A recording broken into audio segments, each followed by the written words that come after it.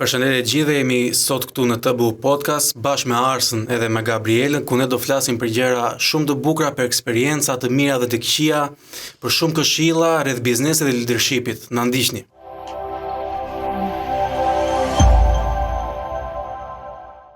Gabriela, përshëndetje, është një kënaqësi shumë e madhe të të kemi në studion e TBU Podcast për të folur për eksperiencat e tua dhe për gjithë rrugtimin tënd rreth biznesit, leadershipit, punës tënde dhe ato ulje dhe ngritje që gjithë secili në të përditshme ka. Aldo, përshëndetje, Arsa, përshëndetje, faleminderit për ftesën dhe ju uroj shumë suksesa. Faleminderit. Pyetja e parë që pak a shumë të zbërthejmë pak eksperiencat e tua këtu në TBU. Kush kanë qenë ato momente ose ato përvoja që të kanë ndikuar në vimësinë tënde, qoftë në studime, por qoftë edhe në eksperiencat e tua të punës edhe të sotshmës tënde? Në fakt mendoj që nuk ka qenë një moment kyç, mendoj që ka qenë e gjithë eksperjenca në TBU, që nga momenti që kam nisur studimet dhe deri më sot. Mendoj që realisht TBU-ja impaktonte studentët marrëdhënien. Në momentet që kam qenë unë në shkollë ne kemi pasur profesor Artanin, edhe Artani ka qenë ndër ata pedagog që ishte gjatë gjithë kohës në kontakt me neve, duke na bërë të ndjehemi mirë, duke ushtruar një presion pozitiv mbi ne, duke na mësuar që kjo është mënyra se si do përballeni me të ardhmen. Dhe mendoj që ka qenë e gjithë eksperienca, nuk mendoj që ka patur një moment të caktuar. Shpesh detajet e vogla janë ato që mbeten më gjatë dhe mendoj që secili prej nesh ka një person apo një situatë e cila na ndryshon mënyrën se si ne mendojmë. A ka patur ndonjë projekt apo ndonjë pedagog i cili ka ndikuar te ju, qoftë edhe jo drejt për drejt në fushën ku ju zhvilloni aktualisht? Mendoj që ka qenë profesor Franco Egro. Ne lënda e parë që kemi bërë me profesorin kanë qenë komunikimi. Mbaj mend gjëja e parë që profesori ka thënë kur ka hyrë në klasë, harroni debatet që keni parë në për emisione të ndryshme. Ai nuk është debat. Do japësh argumentin, do japësh kundër argumentin, do presësh, nuk të duhet të bërtasësh për të dëgjuar. Dhe realisht mendoj që ka ndryshuar komplet perspektivën e të parë të gjërave, qoftë në debat, por qoftë edhe në komplet lëndën e komunikimit. Kështu mendoj që për mua Franco ka qenë i papar. Është një si sindrom, në thojnë, që njerëzit mendojnë që nëse vazhdojnë për administrim biznesi ose dekte të kësaj lloj fushë, mendojnë që do bëjnë biznese të mëdha ose do bëhen supermarkets. Dhe doja të pyesja që ku e kuptove ti që dohet të bësh një supermarket ose që dohet ti të krijojnë punën tënde dhe ti ishe ti i zoti i asaj pune? E kuptove gjatë shkollës, gjatë punës që mund të kesh punuar një 9 to 5 punë, domethënë si ishte ajo, si lindi ideja për të krijuar ti një punën tënde? Unë mendoj që kam lindur me këtë. Mendoj që por realisht mendoj që kam lindur me këtë ndjesinë, sepse që në fëmijëri kam qenë gjithmonë ajo goca që do krijonte, do shpikte lora dhe të tjerë do e ndiqnin. Doja gjithmonë të isha unë bossi i skuadrës, kështu që mendoj që me këtë dëshirën e të qenurit sipërmarrës ka qenë e gjithë jeta ime. Nuk mendoj që kam patur një moment që por një pyetje shtesë mbi këtë. E ke parë ndonjëherë feedbacku nga njerëzit ose perceptimi që njerëzit mund të kenë dash të afërmit tu ose nuk e di rrethanat e tua se si të shikojnë ty duke pasur ti këtë maninë ose këtë dëshirën për të qenë bossi, në thonjë za gjithmonë? Çka ke kuptuar ti ke njerëzit? Ç'a energji për cilën ose ç'a mendimesh kanë ata tek ty duke qenë një femër në këtë botë që jetojmë sot? Perceptimi i përgjithshëm me çka kam parë unë në moshat tona. Është pak e vështirë të shikojmë një vajzë, një grua që të bëj përpara të jetë bosi, gjithmonë kemi parë gra ose vajzat e gjatë gjithë kohës të nështruara. Do të thënë është perceptimi i shumicës flas gjithmonë. Po. Çka kam parë unë edhe çka muhabetesh kam dëgjuar dhe kam bërë me njerëz të tjerë. Në fakt tek njerëzit që më rrethojnë, realisht më ka bekuar Zoti të kem një shoqëri, një familje dhe një partner që janë gjatë gjithë kohës shumë suportues dhe me ose pa dëshirë binden, por mendoj që është e vërtet kjo që thua ti, pavarësisht se bota është duke evoluar, pavarësisht se ne jemi duke pranuar 1000 identitetet e individit, kur vjen puna tek roli i femrës, mendoj që akoma femra has paragjykime në fusha të ndryshme, sidomos në industrinë e sipërmarrjes. Automatikisht kur ti janë në tavolinë një mashkull dhe një femër, personi që ke përballë do drejtohet nga mashkulli. Por mendoj që të qenurit femër ka dhe avantazhet e veta. Për shembull, mënyra se si ti ndërton marrëdhënie, mënyra se si ti strukturon emocionet apo i kontrollon emocionet në një grup shoqëror. Dhe mendoj që sfida nuk është tek gjinia. Unë mendoj që sfida është tek mënyra se si e përdor perspektivën tënde për ta kthyer në forcë. Të njeriu. Po. Në përgjithësi. Tani le ndalemi pak te ana profesionale. Ju keni patur një karrierë në rritje në kompanitë e grupit Balfin. A mund ta flasësh pak për rrugtimin tënd? Mendoj që eksperienca ime në Balfin ka qenë realisht shumë e bukur. E kam nisur që realisht që nga zeroja, nga stendat e tegut, deri në pozicionin që jam sot që mbaj titull menaxher projekti për disa nga projektet më të rëndësishme që grupi ka. Nuk mund të them që ka qenë e lehtë, absolutisht, por mendoj që jam rritur në grup. Domethënë kam filluar për herë të parë kur kam qenë 18-19 vjeçë, jam pjesë e grupit pothuajse prej 7 vitesh tashmë, dhe mendoj që ka pasur një pikë kyç në formimin tim si Gabriela, në formimin tim si individ. Dhe mendoj që grupi Balfin është nga ato grupe që, duke u ndalur pak edhe te pika e Aldos, është ai grup i cili e suporton gruan në karrierë. Ne dim CEO i grupit është femër dhe pozicionet ndër më të shumtat, pozicionet drejtuese i mbulojnë femrat. Kështu që brenda grupit unë mendoj që nuk është e vështirë të ecësh përpara për sa kohë ti je i aftë ta bësh punën tënde. A ka pasur në një moment që ke dyshuar në veten tënde? Patjetër që po. Mendoj që të gjithë ne ka momente të caktuara ku ne dyshojmë tek vetja.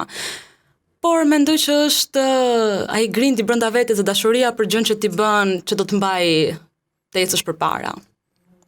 Unë mendoj që mos futen këtë biseda juaj këto girly.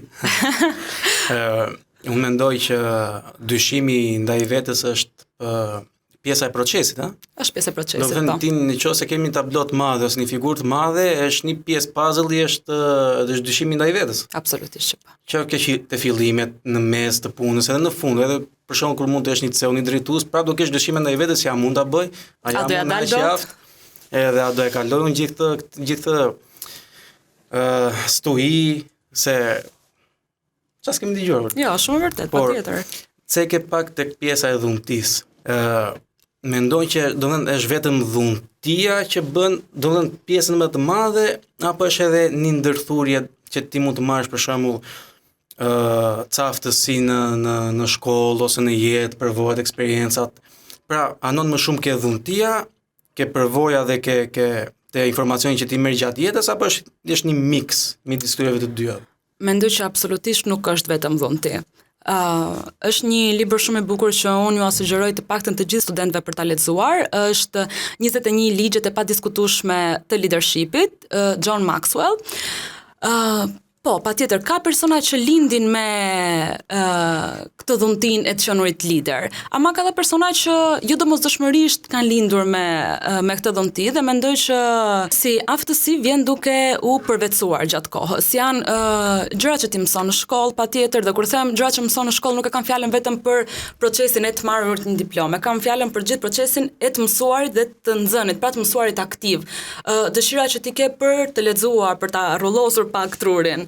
Aftësia në punë, sfidat që dalin nga puna, pra është një proces i gjatë dhe mendoj që gjëja më e rëndësishme e gjithë e këtij procesi është të qenë i hapur dhe ta lësh veten të jesh i cënueshëm, pra të mësosh dhe të jesh i përmirësueshëm.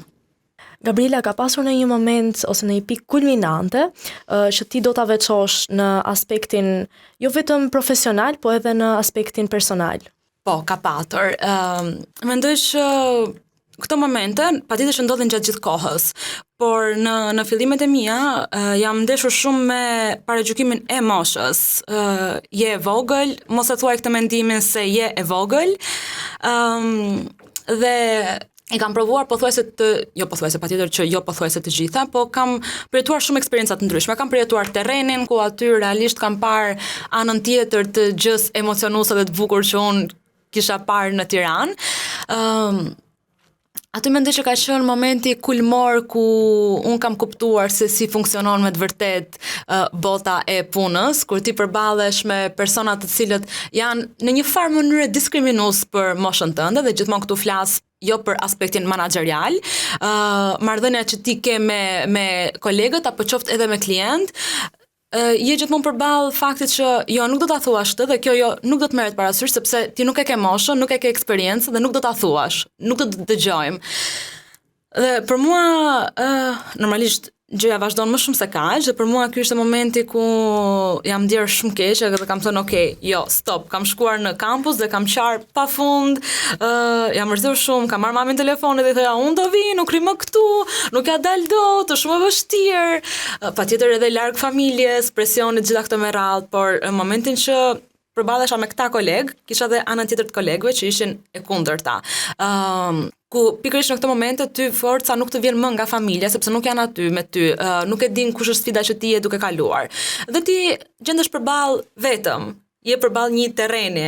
Dhe pata disa kolegë të cilët realisht kanë qenë shumë suport për mua dhe ishin pikërisht ata të cilët më thanë që shiko, përpos moshës, ti këtu nuk je për moshën, dhe ty grupi nuk po të vlerëson për moshën, ti këtu je për shkak të 1, 2, 3, 10 gjërave të cilat mi vënë në dukje, sepse unë kisha filluar ti harroja.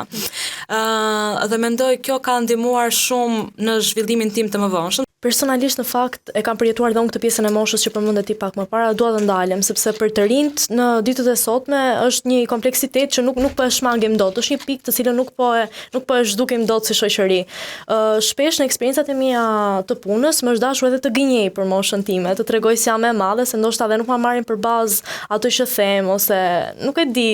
Thjesht kur ju thua atë moshën që je e vogël, për shembull 19 apo 18, kjo nuk është e pjekur, nuk hajde se po e dëgjojmë, po nuk është se e marrin për bazë, edhe më është dashur të gënjej faktikisht, dhe më vjen keq për këtë gjë, sepse duhet isha treguar me guximshme, me e qëndrueshme në fjalën time dhe do të më dëgjonin edhe pse unë mund të isha gabim.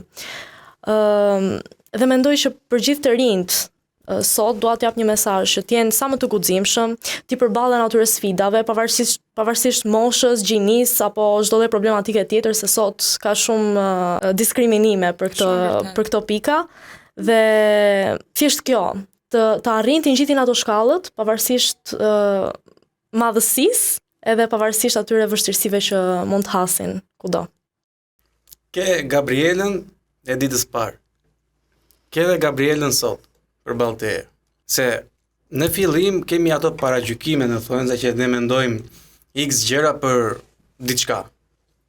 Që jo po se unë e bëj, jo po kjo është e lehtë, jo po është e vështirë, pra do kemi gjithmonë paragjykime shumë të ndryshme rreth një X gjëje. Sa ka ndryshuar qoftë botë kuptimi, qoftë mënyra se si percepton ti tani botën e biznesit, leadershipin, të menaxhosh një grup njerëzish, të menaxhosh një event, një punë, një projekt. Si e shikon domethënë Gabriela ditës parë dhe Gabriela sot, çfarë ndryshimi ka njëra me tjetrën? Mendoj që është dita me natën. Gabriela e ditës një me Gabrielën sot, dhe ndoshta Gabriela sot me Gabrielën pas 5 vitesh, patjetër që do ketë shumë ndryshime. Unë gjithmonë i them vetes një shprehje që një person që nuk ka ndryshuar asnjëherë gjatë procesit të jetës, është me vërtet duke jetuar, dhe mendoj që gjithë eksperienca ty të rrit disi, patjetër të ndryshon botë kuptimin, çdo sfidë, çdo përballje, sepse e thash pak më parë, terreni aty jashtë është shumë i egër. Jashtë je duke u përballur jo me 25 vjeçar, jo me 18 vjeçar, je duke u përballur me 40 vjeçar, je duke u përballur me 50 vjeçar, je duke u përballur me njerëz që sa ke ti moshën ata e kanë karrierë. Edhe patjetër që është e vështirë. Pra mendoj që i gjithë procesi ty të rrit dhe është i pamundur të mos të rrisi për sa kohë ti je duke u përballur çdo ditë me situata të ndryshme. Mendoj që një gjë që do t'i thoja Gabrielës atë periudhë do ishte të guxoje pak më tepër. Velesh ndonjëherë nga gjithë kjo situatë, pra flas psikologjikisht, emocionalisht, velesh në thonjza që vjen një moment që kalon një burnout ose vjen një moment që thua e di ça më mirë bëhem një monk ose një eremit, ikin nëpër mali, jetoj nëpër fusha, mbjell perime dhe dori në atë qetësinë time, paqen time. Kështu ka menduar për veten pak. Te perimet jo. Por që po, ndodh, patjetër që ndodh, është ai momenti ku them, boll, kaq, nuk jap dot më, deri këtu ishte. Që mbushesh me gjithë këtë situatë, me këtë kaosin, me këtë organizimin, me njerëz që nuk binden, që nuk dëgjojnë, që të kundërshtojnë, dhe pse ti mund të kesh një mendim shumë të bukur, geniale, ai vjen dikush për shembull dhe thot, jo, thot ai doli si kërpudhe, kupton? Thot jo, thot ai se është ndonjë gjë kush e di se ç'a. Ndërkohë ti ke dhënë shpirtin tënd tek ai mendim, tek ajo ide. Dhe prandaj thash që janë ca momente që thua e di ç'a, do t'i lë të gjitha, do e shes biznesin, do jap dorëheqjen, do iki. Bëj një kolibe në plazh, jetoj aty dhe e di që jam i qetë paktën. E vërtet, po, absolutisht që ka patur, sidomos tek biznesi, sepse puna në grup kur ti je punësuar te dikush tjetër, deri diku është përgjegjësia jote, por ama tek gjëja që ti je duke ndërtuar vetë është totalisht 100% përgjegjësia jote. Dhe ka patur momente ku ndoshta eventi nuk ka shkuar ashtu siç unë prisja. Kanë qenë pikërisht këto mosmarrëveshjet me ekipin. Unë them këtë, ti do bësh atë që do ti, ndërkohë gjëja që të realizohet, që të shkoj aty ku unë kam vizionin tim, do duhet të më ndiqni. Dhe ka raste që njerëzit jo gjithmonë të ndjekin, dhe patjetër që këto shpërthimet emocionale mendoj që janë të shumta, po se kemi luksin akoma që shkojmë te plazhet të ndërtojmë kolibën, kështu që. Gabriela, ka diçka të cilën e kam zilit e ty, po zili në mënyrën pozitive. Ti arrin të mbash dy role njëkohësisht. Po si arrin ta balancosh kohën me biznesin që ti dedikohesh dhe kohën të cilën ti kushtohesh kompanisë së një korporate super të madhe? Se duket sikur po arrit ta bëj këtë? Besoj që po. Është kompliment i bukur në fakt. As vetë nuk e di si. Të them, të jem 100% sinqert, as vetë nuk e di se si arrita ta balancoj të qenurit aktive tetor dhe ndonjëherë edhe më shumë se tetor, dhe gjithashtu të qenurit aktive edhe tek biznesi yt, i cili të do të jesh aty 24 orë. Mendoj që kjo është sfida ime aktuale. Dhe mendoj që është dashuria për të dyja. Mendoj që nuk janë shumë të ndryshme njëra nga tjetra, sepse këtu po merrem me menaxhimin e projektit, këtu jam duke u marrë me menaxhimin e projektit DC. Kështu që janë të dyja pak a shumë në të njëjtën linjë, dhe mendoj që gjëja që më ndihmon më shumë është fakti që i dua të dyja shumë. E thash pak më para, jam rritur në Balfin, kam hedhur hapat e parë në Balfin, kam mësuar shkronjat e para aty, dhe mendoj që realisht e dua. Ama nga ana tjetër, Divine-in po ashtu e kam rritur vetë, e kam krijuar nga zeroja, kështu që mendoj që grindi që mua më shtyn të eci përpara është gjithmonë dashuria që kam për të dyja. Për shumë njerëz kjo është edhe too much, për shembull mbajtja e përgjegjësisë së dy gjërave, pavarësisht se mund të jenë lineare të dyja. Përsëri nuk kemi ndonjëherë ata guximin për ti mbajtur këto përgjegjësi mbi supe. A sakrifikojnë ndonjëherë njëra tjetrën këto të dyja? Absolutisht që sakrifikojnë, absolutisht që po. Do duhet të ndash prioritetet, dhe patjetër që kam lënë dekore sepse nuk merja do të leje, jo sepse nuk e kam mundësinë të marr, por puna më donte të isha aty fizikisht. Kështu që sakrificat më të mëdha i kam marr biznesi im në këtë aspekt, kështu që për grupin kam bërë sakrificat më të mëdha, mendoj. Por që patjetër që po.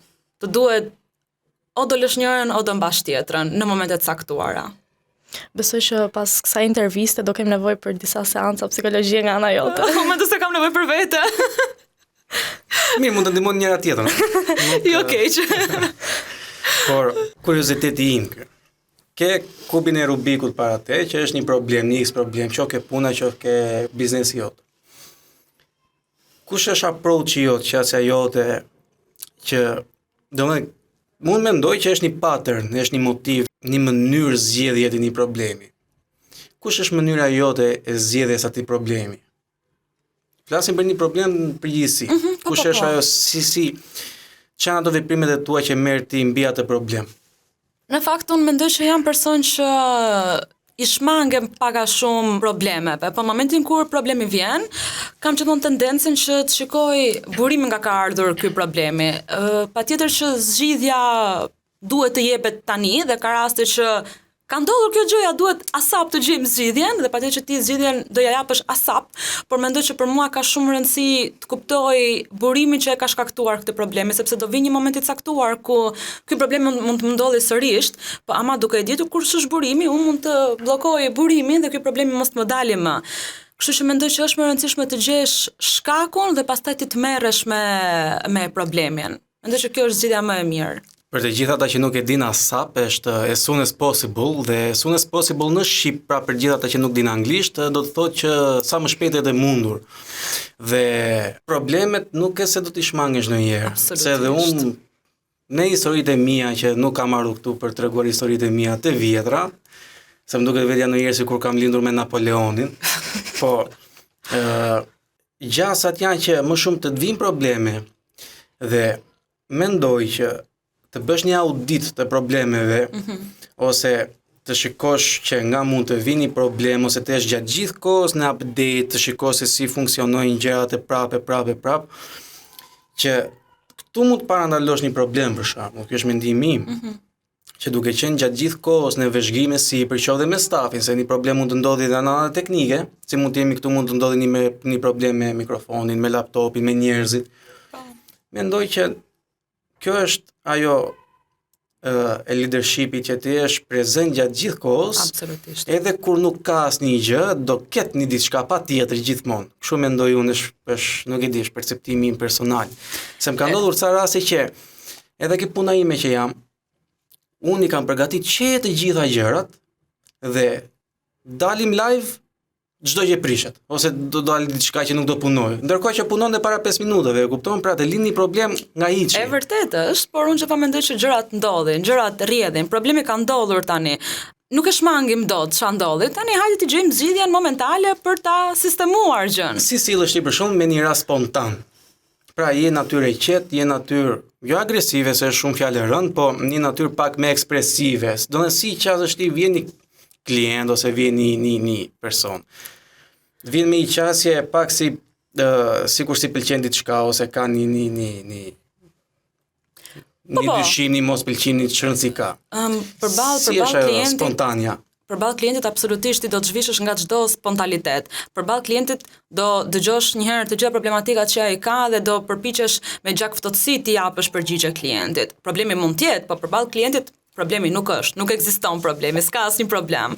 Kështu që përballë klientit gjithmonë përpiqem të ruaj gjakftotësinë, sepse klientët e shtyn biznesin përpara. Ndërsa nëse do ishte ndonjë problem i tillë siç the ti, u prish mikrofoni, u prish kompjuteri, aty pastaj vetëm qetësi nuk di të ruaj, shpërthej domethënë, që kjo është një pikë cilën jam duke punuar me veten, se e kam pak të vështirë këtë, por kjo tregon dy gjëra. Tregon që më pëlqen pak që je shumë njeri organizativ dhe i ftohtë në këto raste, por tregon dhe një anë tjetër që ka akoma punë për të bërë. Pra, puna asnjëherë nuk ndalon dhe ti me veten tënde. Kjo është se si funksionojnë gjërat në përgjithësi. Pra që edhe pse ke shumë veçori dhe aftësi shumë të veçanta që të kanë bërë Gabrielën sot, prap njerëzit do të kuptojnë që prap do kenë punë me vetën e vet, prap do punojnë me ca personalitetet e veta që duhet të rregullojnë dhe të bëjnë. Pra mos të mendojnë që unë jam ky sot dhe unë e kam mbyll këtë kapitull. Që unë jam mirë kështu si jam edhe s'kam as nevoja për të rregulluar veten, as për të qetësuar veten. Pra, se kam dëgjuar shumë raste të tilla që thonë, unë jam mirë kështu. Ecën biznesi, ecën puna, ecën. Pse do të ndryshoj unë? Pikërisht, dhe kjo është qasja të cilën unë nuk e përkrah fare, sepse mendoj që gjatë gjithë jetës njeriu është duke mësuar. Dhe mendoj që të mësuarit është procesi që absolutisht do zgjasë gjithë jetën.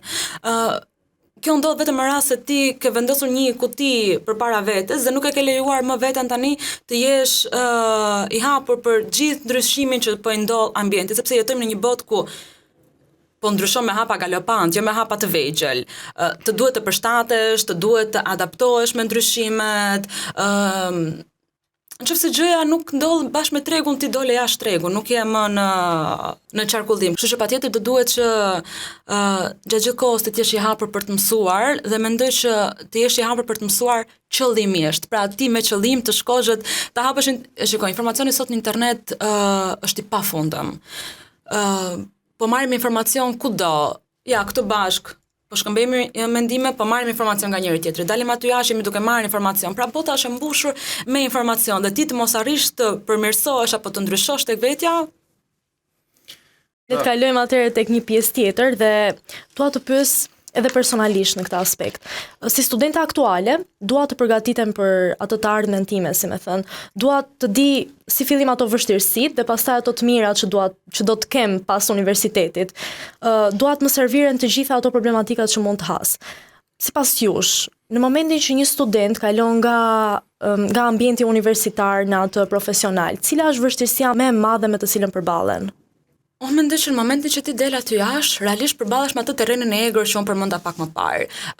Përsa kohë ti nuk je përballur me punën, pra ke qenë vetëm në auditore, ti nuk arrin ta kuptosh se sa egër është xhungla aty jashtë dhe prandaj gjithmonë e kam vlerësuar të bëu në këtë aspekt sepse ne e dim që inboxin e kemi patur të mbushur plot me eksperjenca pune apo praktike dhe një studenti unë do i thoja që provoj të gjitha mundësitë që të ofrohen, sepse ti nuk arrin ta kuptosh çfarë po ndodh aty jashtë në rast se ti nuk po përballesh me botën aty jashtë. Sa më shpejt të përballesh, aq më e lartë është aftësia jote për të adaptuar në këtë terrenin e vështirë.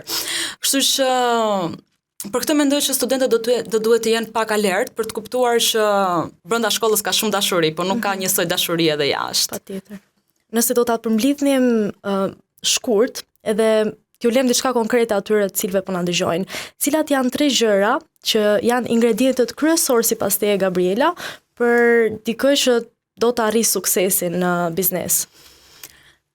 Mendoj që është qartësi në vizion dhe qëllimin tënd, mendoj që është konsistenca dhe disiplina, gjithashtu integriteti dhe vërtetësia në veprim dhe mendoj që është aftësia për të përshtatur dhe për të mësuar shpejt. Por për mua më të mëdhaja se këto të treja janë besimi dhe dashuria.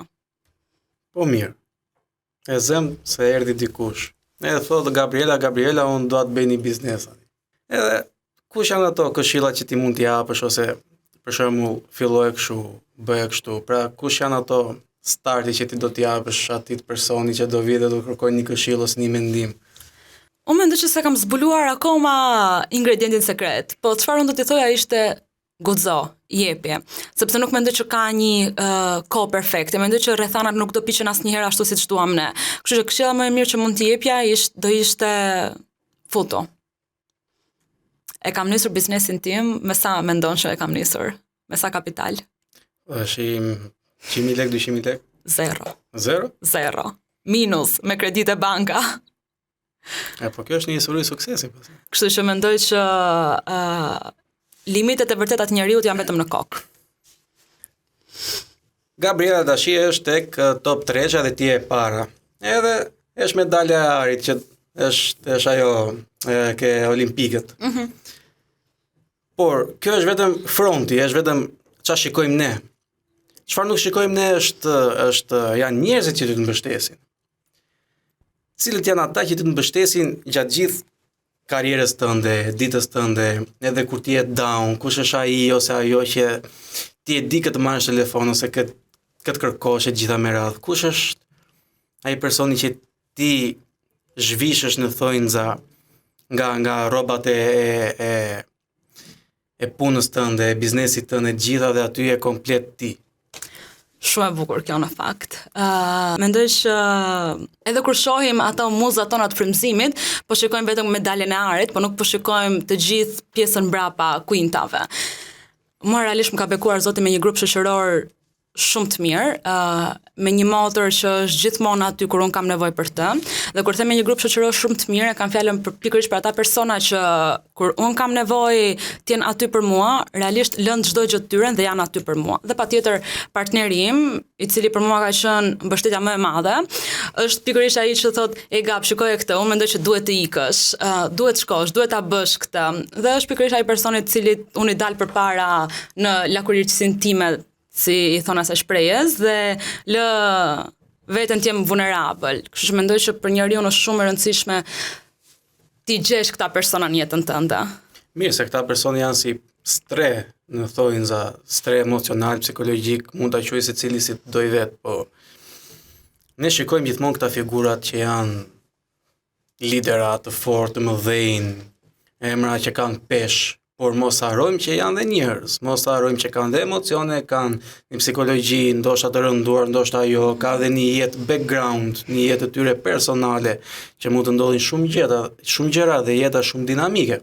Pra, bie dakord me ty që gjithmonë njeriu do ketë nevojë për njeriu dhe prap sado lider i madh i suksesshëm e gjitha, prap një stre emocional dhe psikologjik do duhet. Absolutisht. Është pashmangshme. E di që kur Perëndia krijoi njeriu, në fillim kur krijoi vetëm njërin, tha nuk është mirë për njeriu të jetë vetëm. Po ka krijoi të parin. Absolutisht krijoi mashkullin. Gabriela, të falenderoj shumë që ishe pjesë e jona sot edhe ishte një kënaqësi vërtet e veçantë për ne që të kishim në intervistë. A ke diçka të fundit për të thënë, diçka për ta mbyllur në një mënyrë shumë të këndshme? Dua shtoj që gjithashtu ishte shumë kënaqësi edhe për mua të isha pjesë me ju këtu sot. Unë mendoj që mezi po pres momenti kur do t'i them vetes luftën e mirë luftova, e përfundova vrapimin, e ruajta besimin. 3, 2, 1. On air. Këto duhen, këto që ta dini. Mendoj që unë e kam gjithmonë këtë. Nuk e di pse Është okay, jo më ndodh. Ore në erë e parë që më ndodh, po ka ndodhur.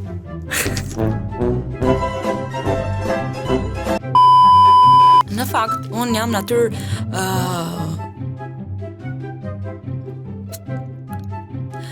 A few moments later. Qa natyre jam o vlla? Po mirë, ja thaj ku do futem, ti thua futu, ku do futem thotë. Kjo është për të. Ja u futa, ku do futem? Dua një shprehje nga ty. Jo, se thash mirë. Nuk e thash mirë. Kupa me kapak, kupa pa kapak. Shumë faleminderit. Faleminderit juve. Edhe këtë e mbyllim. Po.